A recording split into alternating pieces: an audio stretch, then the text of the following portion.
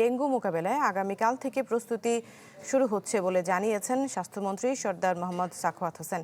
Dengue রোধের প্রস্তুতি সভায় মন্ত্রী বলেছেন, শিগগিরই ঢাকার 2 সিটি কর্পোরেশনের সঙ্গে সমন্বয় করে অ্যাডিস মশার নিধনে পদক্ষেপ নেওয়া হবে। ডেঙ্গু এজেন্ট আমাদের কাছে আছে, আরও প্রয়োজন, ওইটা কালেক্ট করার জন্য আমরা সিদ্ধান্ত নিয়েছি। আমরা 1 সপ্তাহের ভিতরে রিএজেন্ট এবং স্যালাইন, যেটা আমাদের হাতে 1 লক্ষ আছে স্টক সেন্ট্রালি, আমাদের মাঠ লেভেলে আছে, আরও পর্যাপ্ত পরিমাণে। নগদ নিয়ে এলো হার না মানা হার অফার।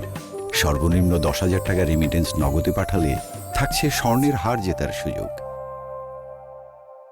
কালকের ভিতরে আমরা জানবো গতবার কি পরিমাণ প্রয়োজন ছিল, তার চাইতে 5% অতিরিক্ত ধরে আমরা সেটাও কালেক্ট করে রাখবো, যাতে করে আমাদের চিকিৎসার কোনো ঘাটতি না হয়। আমরা প্রাথমিক একটা প্রস্তুতি নিয়ে ফেলছি যাতে ডেঙ্গুকে আমরা মোকাবেলা করতে পারি।